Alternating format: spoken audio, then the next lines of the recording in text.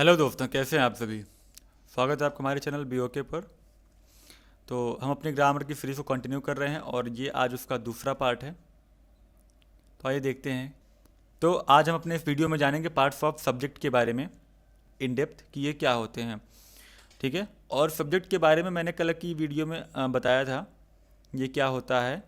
तो आप जाकर उसको देख लीजिएगा, मैं लिंक डिस्क्रिप्शन में दे दूँगा। ठीक है। तो आइए देखते हैं। इसमें क्वालिफायर और मेन और हेड वर्ड कहते हैं, जो पार्ट सब्जेक्ट के दो पार्ट होते हैं। ठीक है। और क्वालिफायर के तीन पार्ट होते हैं, डिटरमाइनर, एडजेक्टिव और एडजेक्टिव फ्रेज। ठीक है। तो आइए देखते हैं अब इनके बारे में, इनको समझते हैं एग्जांपल्स के तौर पे। सब्जेक्ट क्या होता है, प्रेडिकेट क्या होता है। तो ठीक है। तो ये हमारा जो है सब्जेक्ट है और ये प्रेडिकेट है और ये उसके कुछ एग्जांपल्स हैं। Smoking is injurious to walk is useful dogs bark BOK is teaching. ठीक है। एक सेंटेंस लिखा हुआ है, उसके दो पार्ट होते हैं, सब्जेक्ट और प्रेडिकेट। वही चीज़ इसमें लिखी हुई है, सब्जेक्ट और प्रेडिकेट। एक सेंटेंस है, स्मोकिंग इज इंजूरियस, उसमें स्मोकिंग क्या है, सब्जेक्ट है, और इंजूरियस क्या है, प्रेडिकेट है। ठीक है। तो अब हम सब्जेक्ट के पार्ट्स में चलते हैं। ये हम देखते हैं अपने टेबल 2 में।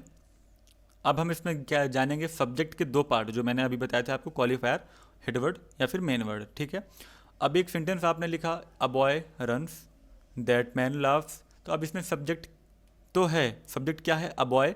अब सब्जेक्ट में जो दो पार्ट हैं, क्वालिफायर और हेडवर्ड, उन दोनों को इसमें डिवाइड किया गया है। हेडवर्ड क्या है, बॉय है, और क्वालिफायर क्या है, आई है। दैट मैन, मैन क्या है आपका हेडवर्ड है, और दैट क्या है, क्वालिफायर है। ठीक है। तो अब इनके बारे में जानते हैं। ठीक है। तो the subject in table 2 have two parts.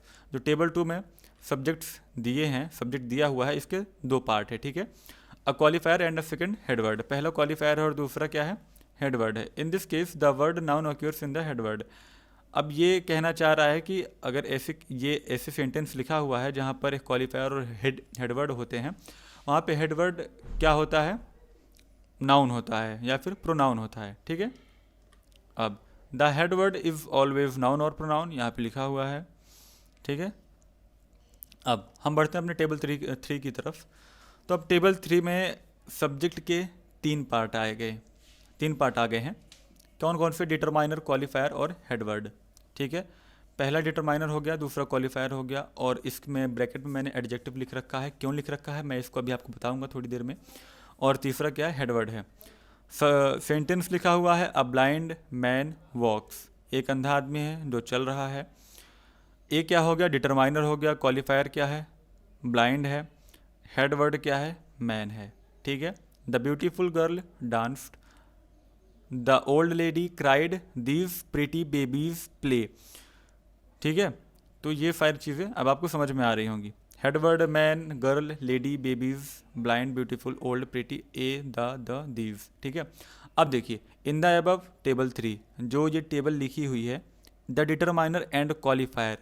जो डिटरमाइनर है और क्वालिफायर है वो क्या कर रहा है, एक्सप्लेनिंग द हेडवर्ड्स। जो हेडवर्ड हमने लिख रखा है उनको एक्सप्लेन कर रहे हैं। ठीक है। कैसे एक्सप्लेन कर रहे हैं, देखिए समझिएगा। मैन वॉक्स, आदमी चल रहा है या टहल रहा है। ठीक है।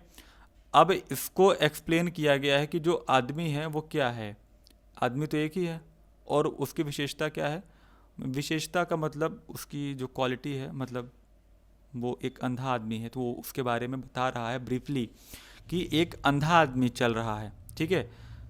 अब अब आप समझ गए होंगे कि ये डिटरमाइनर और क्वालिफायर हेडवर्ड के पहले क्यों लगा हुआ है। ठीक है।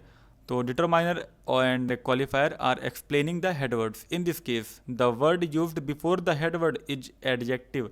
अब ये कहना चाह रहा है, एडजेक्टिव का मतलब मैं आपको समझा रहा हूँ कि अगर ऐसा केस आता है तो जो वर्ड हेडवर्ड के पहले लिखा हुआ है वो क्या होगा, आपका एडजेक्टिव होगा। हेडवर्ड के पहले देखिए जो वर्ड लिखा हुआ है वो क्या है, आपका एडजेक्टिव है। क्यों, क्योंकि ये आदमी के बारे में ब्रीफली समझा रहा है। हम इसको विशेषता कह सकते हैं या फिर उसकी क्वालिटी कह सकते हैं। ठीक है। आशा करता हूँ आपको समझ में आया होगा। अब हम चलते हैं अपने टेबल 4 की तरफ, मगर इससे पहले हम अपने कुछ इम्पॉर्टेंट नोट्स को जान लेते हैं। ठीक है। तो इम्पॉर्टेंट नोट्स में कुछ बातें लिखी हुई हैं। In case the subject is one, the head word can be. कभी एक ऐसा केस आता है आपके सामने जहाँ पर सब्जेक्ट एक हो, ठीक है, तो ऐसी स्थिति में वहाँ पर सब्जेक्ट किस किस रूप में हो सकता है, ठीक है, वो नाउन के रूप में हो सकता है, प्रोनाउन के रूप में हो सकता है, जीरेंड के रूप में हो सकता है और इन्फिनेटिव के रूप में हो सकता है। अभी मैं आपको जीरेंड और इन्फिनेटिव का भी एग्जांपल दूंगा। व्हेन, तो अब दूसरा पॉइंट क्या है, when a subject is interpreted bye a word, जब कभी भी सब्जेक्ट किसी एक शब्द के द्वारा, किसी एक शब्द के द्वारा उसकी व्याख्या की जाएगी, किसकी, सब्जेक्ट की, it will be the subjects first use and will be called a qualifier. तो वो सब्जेक्ट के पहले यूज होगा और हम उसको क्या कहेंगे, क्वालिफायर कहेंगे, ठीक है। मैं इसको दोबारा रिपीट कर देता हूँ। कभी भी अगर कोई शब्द है वो किसी विषय मतलब सब्जेक्ट की व्याख्या कर रहा है तो वो क्या होगा, सब्जेक्ट के पहले यूज होगा और हम उसे क्या कहेंगे, क्वालिफायर कहेंगे, ठीक है। तो आई होप आप समझ गए होंगे। अब तीसरा पॉइंट ये लिखा हुआ है, to explain the subject further. Subject जो हमारा विषय है उसको और ज़्यादा एक्सप्लेन करने के लिए क्या होता है, two words will be used before it, अगर दो वर्ड उसके पहले यूज हुए हैं, ठीक है, देन द फर्स्ट वर्ड, तो पहला शब्द जो है उसे हम क्या कहेंगे और जो उसके बाद दूसरा शब्द आ रहा है उसे हम क्या कहेंगे। तो पहले शब्द को हम डिटरमाइनर कहेंगे, दूसरे शब्द को हम क्वालिफायर कहेंगे। इन this case the qualifier will always be adjective. ऐसे केस में वो जो होगा क्वालिफायर वो हमेशा क्या होगा, एडजेक्टिव होगा। मैं अभी आपको इसका एग्जांपल फिर से दिखा देता हूँ। देखिए क्या कह रहा है, हेडवर्ड के पहले दो शब्द आए हैं, कौन कौन से, डिटरमाइनर, क्वालिफायर, ए और ब्लाइंड, ठीक है, और ये एडजेक्टिव है। क्यों है ये मैंने अभी आपको बताया था, क्योंकि मैं फिर से रिपीट कर देता हूँ, क्योंकि ये ब्लाइंड, ब्यूटीफुल, ओल्ड, प्रीटी, ये जो हैं यहाँ पे जितने भी हेडवर्ड लिखे हुए हैं, मैन, गर्ल, लेडी, बेबीज, इनकी विशेषता या फिर क्वालिटी बता रहा है या फिर इनके बारे में एक्सप्लेन कर रहा है ना। अब आइए चलते हैं अपने अगले पॉइंट की तरफ। क्या लिखा हुआ, if there is an adjective phrase, अगर यहाँ पे कोई एक एडजेक्टिव फ्रेज लिखा हुआ है, टू एक्सप्लेन द सब्जेक्ट मोर, किसी भी विषय किसी भी सब्जेक्ट को एक्सप्लेन करने के लिए अगर यहाँ पे एडजेक्टिव फ्रेज को लिखा गया है, ठीक है, then it will be used after the subject, तो ये क्या होगा, सब्जेक्ट के जस्ट बाद यूज होगा, ठीक है। अब इसका मैं आपको एग्जाम्पल दिखाता हूँ। ये देखिए यहाँ पर टेबल नंबर 4 आप देखिए, determiner, qualifier, headword and then adjectival phrase, ठीक है। डिटरमाइनर आप समझ रहे हैं, द, क्वालिफायर एडजेक्टिव क्वालिफायर, ठीक है, headword lady, adjectival phrase in the room is voice.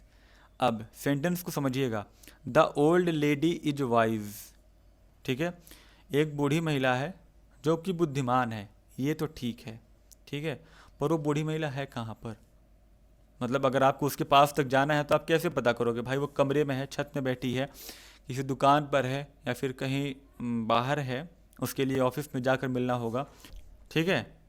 तो ये उसी के बारे में बता रहा है। अब ये क्या कर रहा है, देखिए मैंने अभी आपसे कहा था कि ये सब्जेक्ट को और ब्रीफली एक्सप्लेन करने के लिए, तो यहाँ पर क्या आ गया, the old lady in the room, old lady कहाँ पे है, रूम में है। अब आपको पता चल गया इसके बारे में, थोड़ा सा और ब्रीफली आपको पता चल गया कि भैया वो है कहाँ पर, इज वाइज, वो बुद्धिमान है, ठीक है। अब अगला एक और एग्जांपल आपको समझा देता हूँ मैं। अगला एग्जांपल लिखा हुआ है, his Elder brother in Kolkata is a professor, ठीक है, उसका जो भाई है, उसका बड़ा भाई जो है वो क्या है, एक प्रोफेसर है, मगर कहाँ पर है। अब उसके बारे में ब्रीफली आप जानना चाह रहे हो, वो कोलकाता में है, मुंबई में है, दिल्ली में है, यहाँ पर लिखा हुआ है वो कोलकाता में है, ठीक है, तो आप समझ रहे होंगे, ठीक है। अब देखिए यहाँ पे एक रूल लिखा हुआ है, उसको समझिएगा। एक सेंटेंस अगर आपके पास आता है तो उसमें क्या क्या चीज़ें आ सकती हैं सब्जेक्ट के अंदर, है ना। एक सेंटेंस आपके पास आता है, अब देखिए उसमें क्या क्या आ सकता है, पहला तो डिटरमाइनर आ सकता है, क्वालिफायर या फिर हम उसे एडजेक्टिव कह सकते हैं, तो ये आ सकता है, प्लस जो तीसरा वर्ड होता है वो क्या है, हेडवर्ड, जो कि आपका 4 रूप में होता है ना, नाउन, प्रोनाउन, जीरंड और इन्फिनेटिव। चौथा क्या आ सकता है, एडजेक्टिव फ्रेज, और बस, ठीक है, ये सब्जेक्ट का है। उसके बाद प्रेडिकेट तो होता ही है। तो अब आपको मैं जीरंड और इन्फिनेटिव के बारे में बताता हूँ और उसका कुछ एग्जांपल देता हूँ। देखिए, जीरंड क्या होता है, वर्ब प्लस ing, ठीक है, और इन्फिनेटिव वर्ब के पहले अगर टू लगा हुआ है तो वो उसे हम इन्फिनेटिव, मतलब to obey, two plus verb, ठीक है।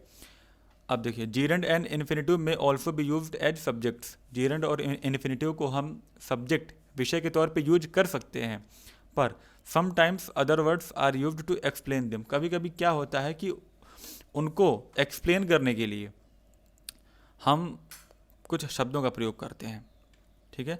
तो और हम उन्हें क्या कहते हैं, ऑब्जेक्ट या मॉडिफायर। अब इसका आप एग्जांपल देखिए, वॉकिंग, ये क्या है, जीरंड है। In the morning is useful, ठीक है।